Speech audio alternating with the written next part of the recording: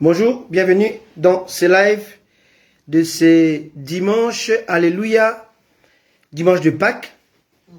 Disons-le et on va le voir vraiment par rapport aux Saintes Écritures. Que Dieu vous bénisse.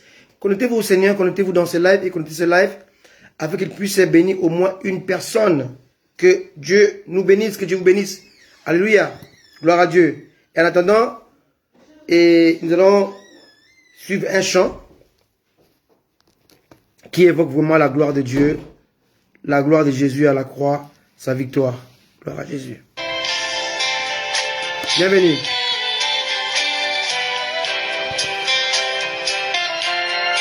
Gloire à Jésus. Connecte-toi à Jésus.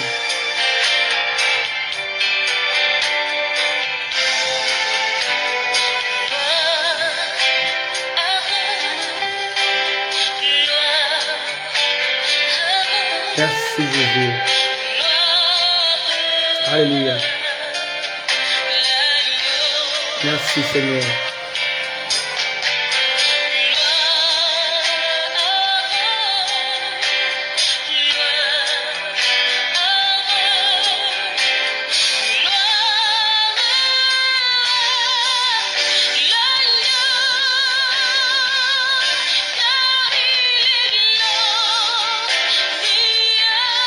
Merci Jésus.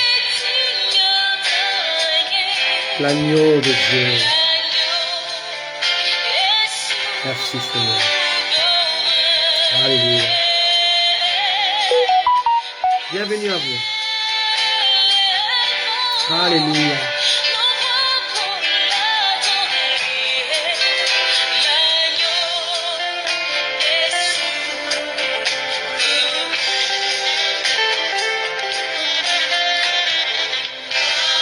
Chantons-le. Gloire à Jésus.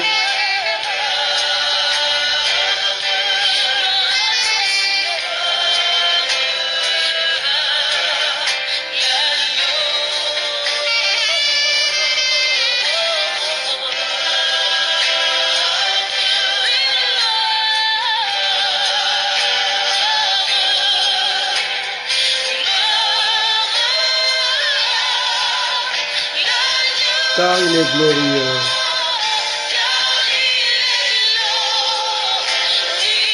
Il est digne.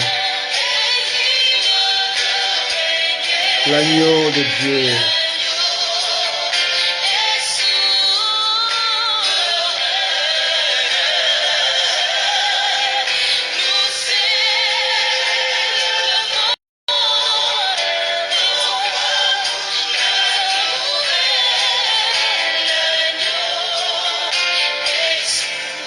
Alléluia.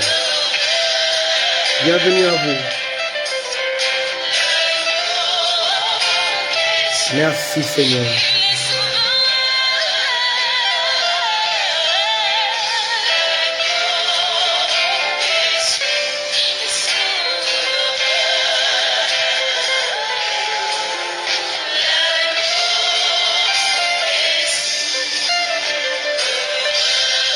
Alléluia. Gloire à l'agneau. Merci l'agneau de Dieu. Amen. Alléluia. Alléluia. Dieu est Seigneur. Alléluia. On va encore écouter un chant. Le temps qu'on se connecte. Amen.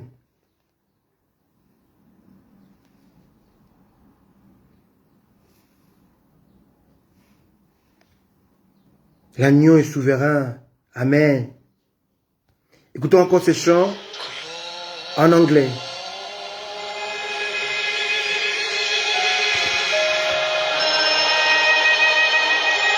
C'est le même chant, mais en anglais.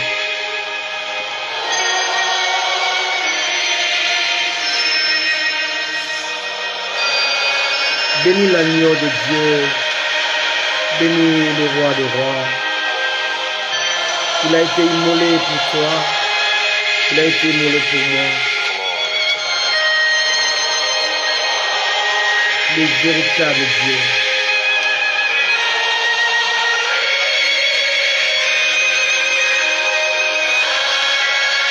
Alléluia.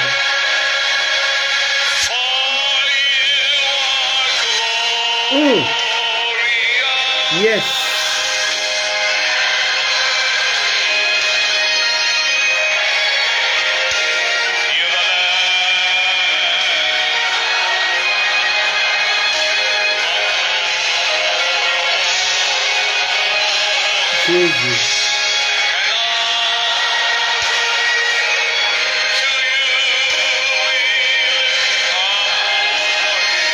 Bénis l'agneau de Dieu. Alléluia.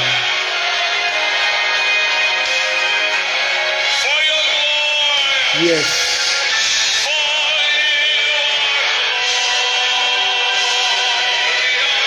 Oh Jésus.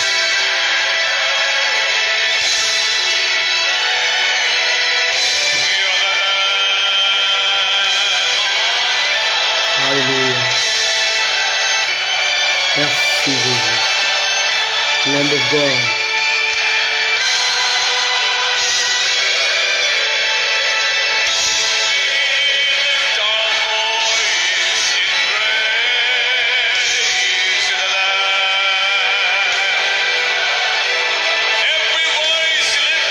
Alléluia.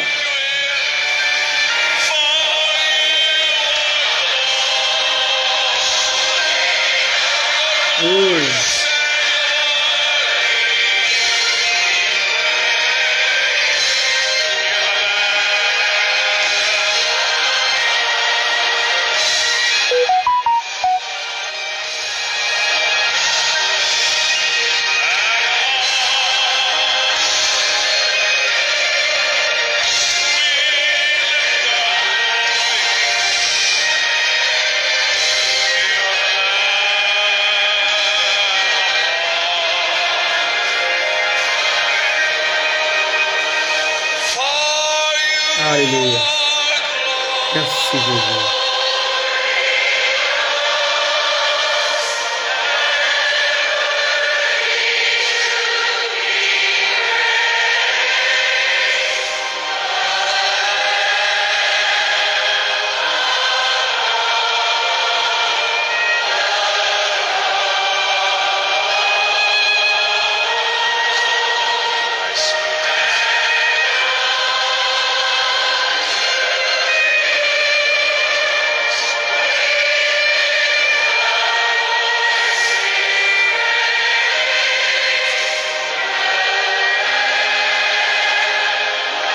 Amen. Alléluia. The Lamb upon the throne. Alléluia. L'agneau est sur le trône. Soyez les bienvenus. Alléluia. Bienvenue à vous. Et bienvenue à tous qui vont nous suivre depuis cet après-midi, ce soir, en différé. Bienvenue à toi, mon fils. Bienvenue depuis Kinshasa. Bienvenue à toi, ma fille Nadine, depuis Kinshasa. Alléluia. Bienvenue à toi, ma fille Joyce Queen. Bienvenue à toi, ma fille Pacheline Mbombo, depuis la Grande-Bretagne. Et bienvenue à vous tous, à mon épouse élue, depuis à mes côtés. Que Dieu vous bénisse tous au nom de Jésus.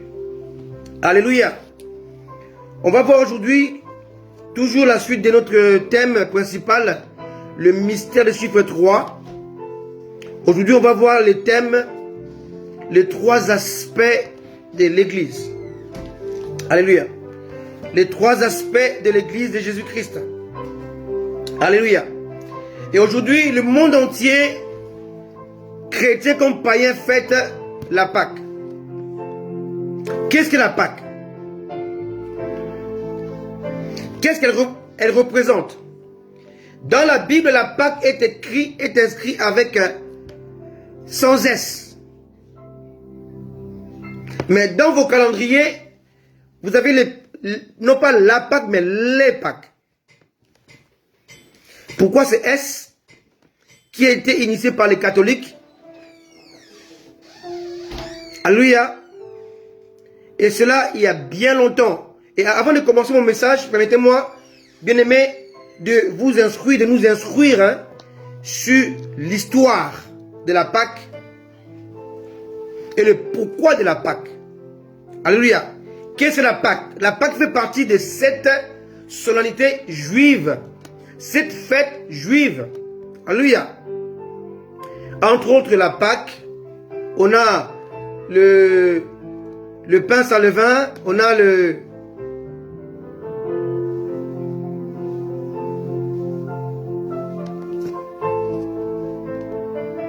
la Pentecôte, ainsi de suite. Mais ce qui nous intéresse aujourd'hui, c'est la Pâque parce que le monde entier fête la Pâque. Alors, qu'est-ce que la Pâque? On peut trouver cela dans Exode chapitre 12. Là, on parle de la Pâque avec détail. Ou encore dans le livre de Lévitique, où on explique vraiment la Pâque, comment elle était séparée des autres 6 fêtes. Pâques avec d'autres fêtes juives. Selon Exode 12, on voit comment la Pâque devait se dérouler. Alléluia. Mais allons-y voir un tout petit peu dans l'histoire de la Pâque. La Pâque fêtée par les enfants d'Israël étant en Égypte et la Pâque fêtée étant en Israël. Alléluia. On va voir qu'il y a une différence de Pâques. Jésus-Christ a vécu sur la terre pendant son ministère 3 Pâques.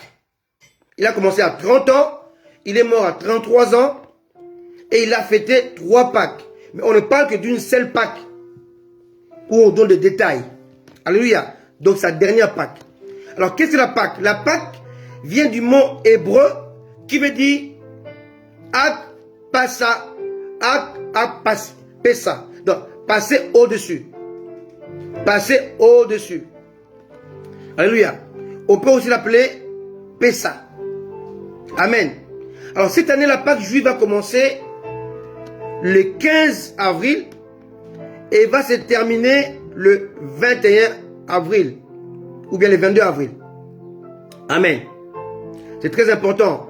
Et on voit que la Pâque a une durée de 7 jours. Pas un jour comme les chrétiens le font.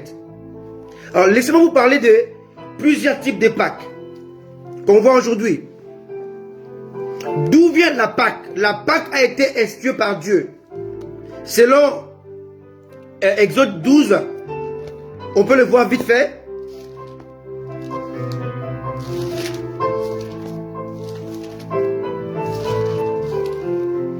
Exode 12. Je vais pas prêcher sur la Pâque, je vais prêcher sur l'église. Hein, l'église, les mystères de l'église. Mais on ne peut pas parler de l'église sans parler de la Pâque. L'église est liée à la Pâque. Pourquoi? Parce que l'église fait partie de la Pâque. Amen. Alors, selon Exode 12, Dieu dit, l'Éternel dit à Moïse, verset 1, et à Aaron, dans le pays d'Égypte, ce mois-ci sera pour vous le premier mois de l'année. Il sera pour vous le premier mois de l'année. Alléluia. Et si vous regardez au verset 3, on dit, parlez à toute l'assemblée d'Israël et dites, le 10e jour de ce mois, on prendra un agneau pour chaque famille, un agneau pour chaque maison. On peut descendre au verset 6. Vous les garderez jusqu'au 14e jour de ce mois et toute l'assemblée d'Israël l'immolera entre 2 soirs. Notez très bien les terminologies. Hein? On va encore sauter. Verset 11. Quand vous le mangerez, vous aurez vos reins sains, vos souliers aux pieds et votre bâton à la main. Et vous le mangerez à la hâte. C'est la Pâque de l'Éternel. On va voir que cette Pâque-là, que les enfants d'Israël ont mangé en Égypte, était la première fête qui faisait partie de la solennité juive. Il y en avait 7. Ok? Mais ils devaient manger debout, le rein sain avec le bâton à la main. Mais le Pâque mangé en Israël, ils l'ont mangé assis, sans bâton. Alléluia. Non pas la hâte. Pourquoi? Parce que la Pâque de l'Égypte, mangée en Égypte, était la Pâque qui annonçait la libération. Mais la Pâque mangée en Israël était la Pâque mangée sur le territoire de la promesse. Là, on voit la différence entre les 2 Pâques. Célébré par Moïse et célébré par Jésus. 2 choses différentes. Alléluia. Et puis, on devait le manger entre 2 soirs. Donc, entre les couchers du soleil et la fin du crépuscule. C'est très important de comprendre ces choses. Alors, ces 2 Pâques entre l'Égypte, mangée par les enfants d'Israël en Égypte et en Israël, a été séparé de 1500 ans. Alors là, je vais maintenant rentrer dans les dates pour que l'Église puisse comprendre le pourquoi de la Pâque. Et qu'est-ce qui est caché derrière. Et qu'est-ce que Satan fait pour nous égarer loin de la vraie Pâque que Dieu recommande. Amen. C'est très important. Alors on est 1500 ans après la première Pâque initiée par Dieu, annoncée à Moïse et Aaron. Exode 12. Maintenant, nous arrivons à la terre promise. On devait manger la Pâque comme une sorte de mémorial, pour une commémoration, un souvenir. Sachez que la Pâque mangée en Égypte était une figure de l'ombre, d'image. Ce n'était pas une réalité. Elle annonçait une ombre. Mais la réalité s'est passée en Égypte. Quelqu'un me comprend? C'est très important. Alors, on va aller maintenant dans l'Antiquité. Quand est-ce qu'on a maintenant initié la Pâque dans l'Église? Parce que la Pâque mangée par Jésus et ses disciples, l'Église n'est pas encore née. L'Église est née à la croix. Mais elle a été présentée au monde à la Pentecôte. Je répète, l'Église naquit à la croix, mais fut présentée au monde. Elle fut manifestée à la Pentecôte. Or, entre la Pâque et la Pentecôte, il y a une différence de 50 jours. Or, Jésus, après sa résurrection, il est resté 40 jours sous la terre avant de monter au ciel. Et quand il est monté au ciel, 10 jours après sa montée, il y a eu Pentecôte. Donc Jésus-Christ est resté pendant la Pâque 40 jours après sa résurrection. Après, il est monté au ciel. Il devait monter à la chambre haute pour attendre le temps de la Pentecôte promise par Christ. Et quand la Pentecôte a eu lieu, c'est là qu'il y a eu, non pas la naissance de l'Église, mais sa manifestation ou sa présentation. Il faut faire bien la différence pour comprendre l'historique. Amen. C'est très important. Alors, l'Église a connu beaucoup de choses depuis l'ascension de Jésus-Christ aux environs de 33-35. Amen.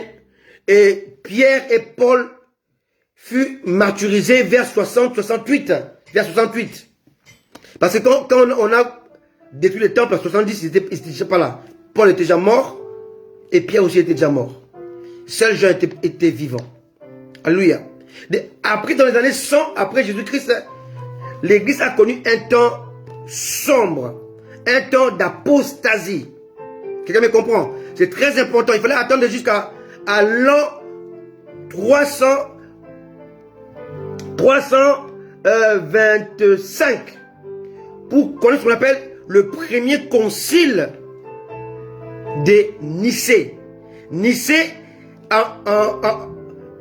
en turc veut dire Isnei. Isnit.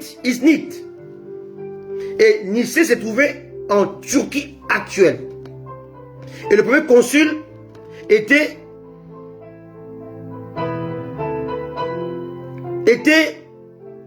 impulsé par l'empereur romain qu'on appelle Constantin Ier. Et c'est lui qui a initié, impulsé le premier concile et dans lequel ils ont décidé les fêtes de Pâques et les fêtes de Noël et d'autres fêtes chrétiennes. Or, si on voit bien, c'est que Constantin Ier avait mis en place, par rapport à ce que les Juifs fêtaient, il y avait une différence. Pourquoi? Parce que Constantin Ier, lui, il s'est appuyé sur le calendrier julien. Alors que les Juifs fêtaient la Pâque par rapport au calendrier lunaire, hébraïque. Les deux calendriers sont différents. Dans le calendrier julien, dans le calendrier hébraïque, les Juifs, ils avaient dans l'année 10 mois dans l'année. Et aucun mois ne dépassait 30 jours. Quelqu'un me comprend? C'est très important de comprendre cette histoire. Amen. Donc ici, on est en Antiquité, on n'est même pas encore dans le Moyen-Âge. Parce que le Moyen-Âge commence vers 476, lorsqu'il y a eu la chute de l'Empire romain. Et là, on commence maintenant le Moyen-Âge. Donc le Moyen-Âge est entre l'an 5 et l'an 15. Là, on parle du Moyen-Âge. Mais le concile de Nicée a été mis en place en 325 après Jésus-Christ, avant la fin du royaume de l'Empire romain. Donc là, on était dans l'Antiquité. D'accord? Maintenant, en 1582, le pape Grégoire XIII a détruit le calendrier julien et là, il a inauguré le calendrier grégorien. Et le calendrier grégorien, c'est le calendrier que nous avons aujourd'hui, que nous avons adopté aujourd'hui dans le monde entier, excepté les orthodoxes, donc les Russes. Ils ont leur calendrier, ils fonctionnent avec le calendrier julien. Voilà pourquoi le Pâques russe, c'est pas aujourd'hui, mais c'est dimanche prochain. Les Russes auront leur Pâques le 24 avril, selon le calendrier julien. Le calendrier julien est un calendrier mélangé lunaire et solaire. Mais le calendrier grégorien, c'est un calendrier solaire. Amen. C'est très important. Voilà pourquoi aujourd'hui on voit plusieurs types de Pâques. On voit la Pâque païenne avec les yeux de Pâques. Alléluia. On voit la Pâque catholique avec un S à la fin. On fête la mort de Jésus et sa résurrection. On parle les Pâques au pluriel. Pâques de la mort et Pâques de la résurrection. Amen. Mais qu'est-ce que la Pâque? Comme je vous ai dit, c'était une image. Une image qui devait représenter celui qui devait mourir pour nos péchés, représenter la rédemption, donc la naissance de l'Église. Lorsque Moïse a écrit sur la Pâque, il ne connaissait pas l'Église.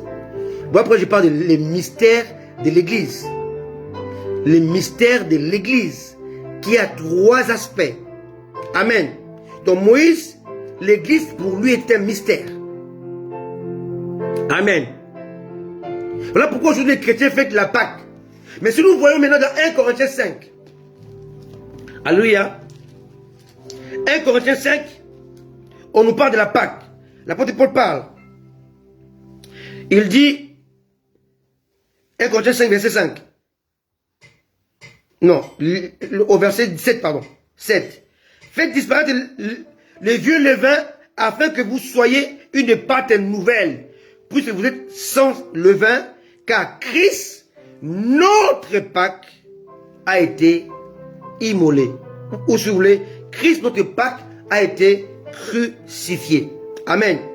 Et si vous lisez les 1 Corinthiens 5, vous allez voir que le vieux levain qu'il faut ôter, c'est d'abord l'impureté. C'est le péché. Alléluia. On lit à partir du verset 2.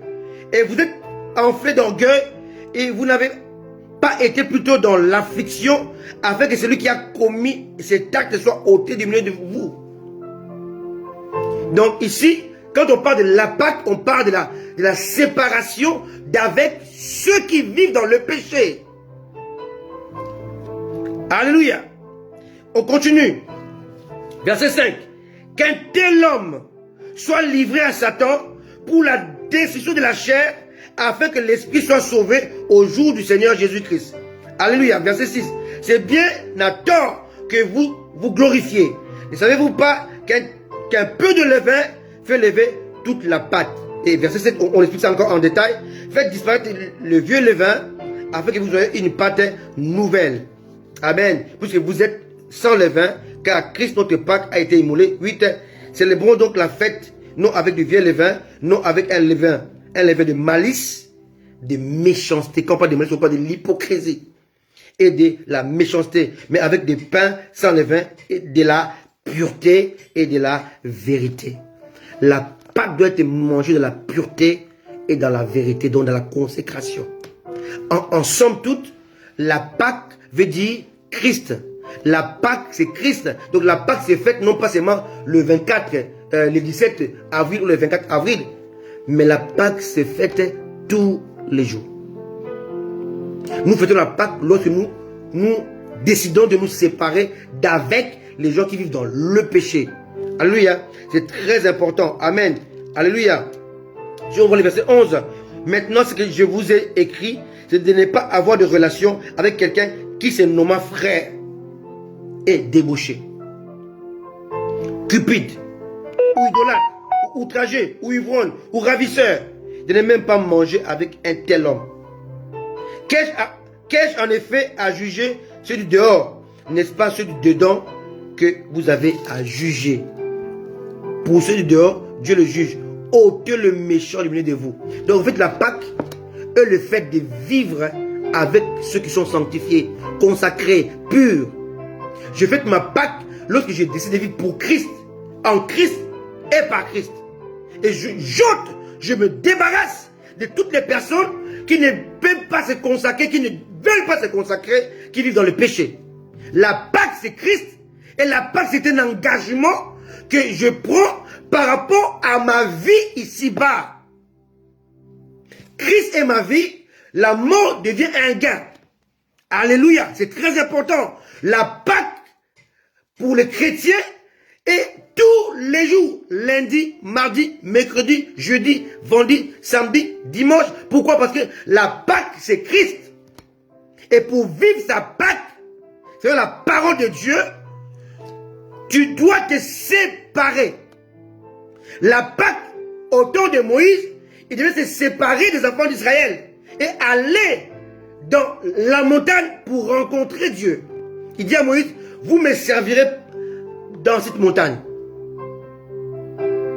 Quelqu'un me comprend?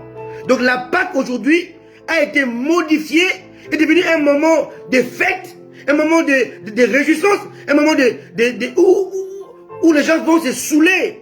Non, la Pâque, c'est se séparer d'avec le mal. Enlever le levain dans le péché. Voilà pourquoi, si nous lisons dans Exode 12, on voit qu'il fallait garder l'agneau pendant 4 jours. 4 jours était le temps d'observer l'agneau. L'agneau devait être pur, ne devait pas avoir de taches, ne devait pas avoir de défauts. Il ne fallait pas offrir à Dieu un agneau, un animal boiteux, un animal chétif, mais un animal qui correspondait aux critères donnés par Dieu. C'est très important. Je reviendrai dessus un jour, peut-être dans 2-3 semaines, où je vais vous expliquer comment les Pâques, avec les détails, avec les principes de la Pâque. Mais aujourd'hui, Dieu sera survolé pour vous dire qu'est-ce que la Pâque pour nous chrétiens aujourd'hui. Notre Pâque, ce n'est pas le 24 avril, ce n'est pas le 17 avril, non. La Pâque, selon la parole de Dieu, selon la loi hébraïque, a commencé le 15 avril de cette année et va se terminer 7 jours après. Donc le 22 avril. La Pâque ne se fait pas le seul jour, mais pendant 7 jours. Alléluia. C'est très important. Mais nous ne sommes pas dans cette époque où on doit observer la loi de la Pâque. Parce que notre Pâque, désormais, s'appelle Jésus. Christ est notre Pâque. Alléluia. Et c'est très important de comprendre ces choses. Amen. Alléluia. C'est très important. Amen. Si on voit comme on a vu dans l'Antiquité, la Pâque a été initiée selon les modèles imposés par l'empereur romain Constantin Ier. Et lui, il s'est inspiré du dieu soleil et des idoles païennes pour imposer la Pâque, exactement pour imposer Noël. Il s'est inspiré aussi d'une idole païenne qu'on adorait, qui s'appelait Dieu soleil. Amen. Il va imposer une date. Or, les dates que nous observons aujourd'hui sont des dates qui ne sont pas bibliques, qui sont païennes, imposées par un homme. Mais la Pâque, initiée par Dieu au travers de Moïse, a été imposée par Dieu. Alléluia. C'est très important de comprendre ces choses. Maintenant, aujourd'hui, c'est la Pâque, selon l'Église actuelle. Mais est-ce que Dieu approuve cela? Non. Pas du tout. Pourquoi? Parce que ça ne correspond pas à ce que Dieu a exigé. La Pâque était un moment de libération. Devait commémorer la libération des enfants d'Israël. Aujourd'hui, c'est fini, c'est fait. Lui, hein? Alors, il faut comprendre que d'un côté, nous avons ce qu'on appelle un agneau. De l'autre côté, on a l'agneau. D'un côté, on a l'animal. De l'autre côté, on a une personne. D'un côté, on a le sang animal qui couvre le péché. De l'autre côté, on a le sang de Jésus-Christ qui ôte le péché.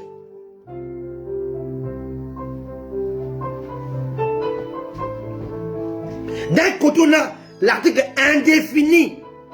Un agneau. Et là, on a l'agneau. L'article élidé ou l'article défini. L'agneau ici n'est pas précis. On devait le choisir nous-mêmes. On devait l'identifier nous-mêmes. Il devait rester 4 jours attaché pour que nous puissions l'observer. L'agneau ici, c'est Dieu qui le choisit. Et c'est Dieu qui l'impose. Ici, on a l'agneau choisi par l'homme qui devait être observé 4 jours. Ici, on a l'agneau de Dieu, choisi par Dieu, imposé par Dieu, qui n'a pas besoin de 4 jours d'observation. Ici, le sang de l'agneau, alléluia, en amont, a permis la protection des premiers nés mâles. Ici, l'agneau, son sang purifie toute l'humanité, purifie tout homme, réconcilie tout homme avec Dieu. Ici, un agneau était expressément réservé aux enfants d'Israël. Ici, l'agneau est réservé à toute l'humanité. L'ombre, ici, en amont, la réalité ici en aval. Donc la Pâque de Moïse, Exode 12, n'a rien à voir avec la Pâque de Jésus. Parce qu'un agneau n'a rien à voir avec l'agneau. Ici on est dans l'ombre qui ressemble à la réalité, mais qui n'est pas la réalité. Alléluia. Alléluia. Ici la Pâque introduit l'homme dans la présence de Dieu à la montagne. Ici la Pâque introduit l'homme dans la présence de Dieu dans son trône. On n'est pas dans la même chose. Alléluia. On a la Pâque en amont et la Pâque en aval. La Pâque dans l'ancienne alliance et la Pâque dans la nouvelle alliance. La Pâque initiée par Dieu. La Pâque réalité qui manifeste la vérité. Ce n'est pas la même chose. Alléluia. Mais c'est ce que la Pâque symbolise aussi un nouveau commencement. Notre Pâque doit être aussi d'une manière le fait de commencer une nouvelle vie avec Christ. Une vie de repentance, de renoncer au péché, de renoncer à la culture, à la tradition païenne. Alléluia. On ne doit pas s'appuyer sur les dates qui sont imposées par les hommes, notamment par Constantin Ier ou dans le concile de Nicée en 325 par Constantin Ier ou par le pape Grégoire XIII le 4 octobre 1582. Non. On doit épouser la Pâque chrétienne initiée par Jésus-Christ. Alors la Pâque symbolise la naissance de l'Église. Et la Pentecôte symbolise sa présentation au monde. L'Église est née à la Pâque et l'Église s'est manifestée à la Pentecôte. Alléluia. Beaucoup de chrétiens pensent que l'Église est née à la Pentecôte. Non. L'Église est née à la Pâque. Lorsqu'un soldat a ouvert Jésus-Christ de côté, C'était l'image d'Adam endormi. Et que Dieu est venu maintenant ouvrir les côtés. Il a sorti la côte, il a sorti la femme. De la même manière, Dieu a endormi le dernier Adam, selon 1 Corinthiens 15. Et le dernier Adam étant endormi, Dieu va ouvrir, via un soldat romain, il va ouvrir les côtés, l'eau et les sang vont sortir. C'est exactement la naissance. Lorsque une femme accouche, le sang et l'eau sortent. Amen. Donc l'église est née à la croix. En d'autres termes, l'église est régie par la mort. Étant chrétien, étant l'église, ta vie est régie par la mort de toi-même. Paul a dit, je n'ai autre chose que Jésus et Jésus crucifié. 1 Corinthiens chapitre 2, verset 2. Je n'ai pas eu la pensée de savoir parmi vous autre chose que Jésus-Christ et Jésus-Christ crucifié. Donc l'église est amenée et gérée et conduite par rapport à sa naissance. Elle est née à la mort. Elle est née à la croix. Elle est née pendant la souffrance. Alléluia.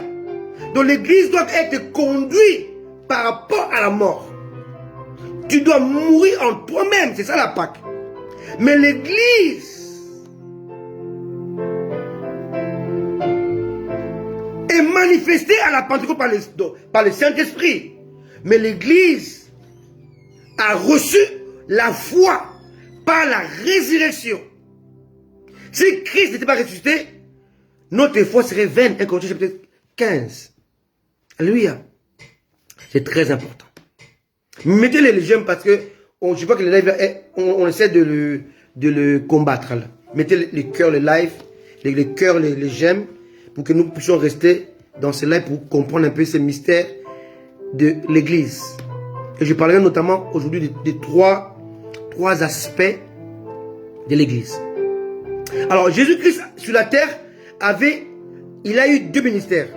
Il a eu un ministère de 3 ans et demi et il a un deuxième ministère de 40 jours. C'est très important. Après sa résurrection, il est resté encore 40 jours avec les disciples et pendant ces 40 jours, il les a encore enseignés, notamment sur le Saint-Esprit. C'est très important. Alléluia. Mais on va essayer de voir Jésus dans sa dimension de fils, comment il a inculqué à ses disciples certains principes dans lesquels ils devaient marcher dans le futur sans lui, mais avec le Saint-Esprit. Sans lui physiquement seulement, mais avec le Saint-Esprit spirituellement. C'est très important. Alléluia. Je vais dire qu'aucun ministère ne peut fonctionner sur la terre sans mettre en place des stratégies de fonctionnement. Tout ministère ne peut fonctionner sur la terre sans stratégie. Sinon, ce ministère va à la dérive. Ne pourra pas résister. Pourquoi? Parce que dans le livre des Proverbes, chapitre 16, verset 4, la Bible dit ceci: Dieu a tout fait pour un but. Alléluia. Donc on va voir ce que Jésus-Christ a fait sur la terre, comment Jésus-Christ a établi 3 bases indispensables qui vont représenter son église, qui va révéler les mystères de l'église, qui est moi très caché. Alléluia. Et on va voir que ces 3 bases-là servaient à relever le défi du Christ. C'est très important. On va voir comment Jésus-Christ a travaillé avec son épouse sur la terre, dans l'église, mais d'une manière très cachée. Alléluia. Alors on va voir ces 3 aspects de l'église. Le premier aspect s'appelle Pierre. Tu es Pierre, sur cette pierre je bâtirai mon église. Alléluia. Le deuxième aspect s'appelle Jacques. Jacques symbolise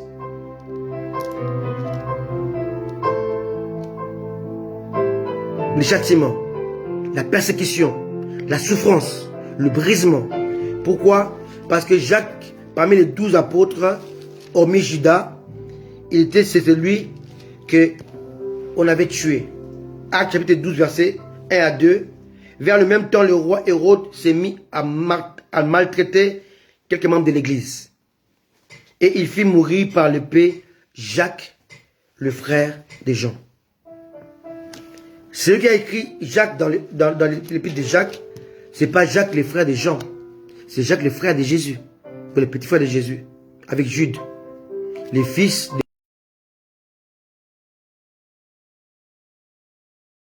de Marc.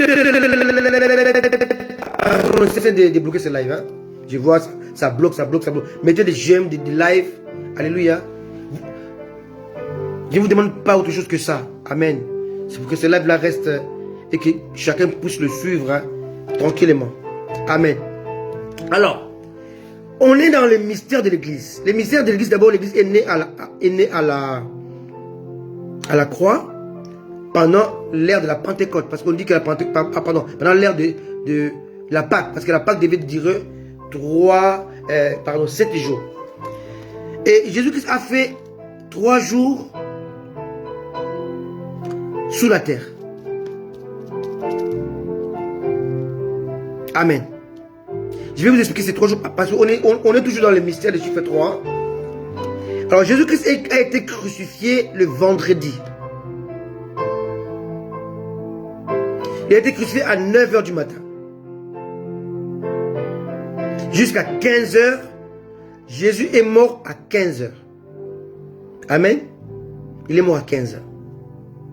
Il a fait 6 heures à la croix. Mais entre 12 h et 15 h, il y avait sur la terre les ténèbres sur toute la surface de la terre. De 12 h à 15 h, le monde était dans les ténèbres, dans l'obscurité, plongé dans l'obscurité totale. Et pendant ce temps-là, ces 3 heures, Dieu était en train d'accomplir la rédemption. Jésus a poussé les cris pour rendre l'esprit à 15 h. Mais pendant 3 heures, il y a eu l'obscurité. De 3 h, de 9 h à 12 h, 3 heures, il y avait le soleil. Amen. De 12 h à 15 h, il y avait l'obscurité. Pourquoi? Parce que l'agneau devait être immolé entre 2 soirs. Entre le coucher du soleil et le crépuscule. Dans l'obscurité. Alléluia. Voilà pourquoi Jésus devait mourir dans l'obscurité. Pour imager l'agneau annoncé à Exode 12. Il ne pouvait pas mourir sous le soleil. Non. Il devait mourir dans le crépuscule. Dans l'obscurité. Pour accomplir la prophétie. Que l'agneau devait être coupé ou immolé entre 2 soirs. Il devait mourir entre 2 soirs. Quelqu'un me comprend, c'est très important. Donc, dans l'obscurité, pour que la parole s'accomplisse. Alléluia. Or, Jésus-Christ est mort à 15 h. Écoutez-moi très bien, vous allez voir comment on compte les 3 jours. Parce que si on compte avec notre manière de calculer, ça tombe pas 3 jours. Parce que Jésus-Christ est mort vendredi, il revient à la vie dimanche.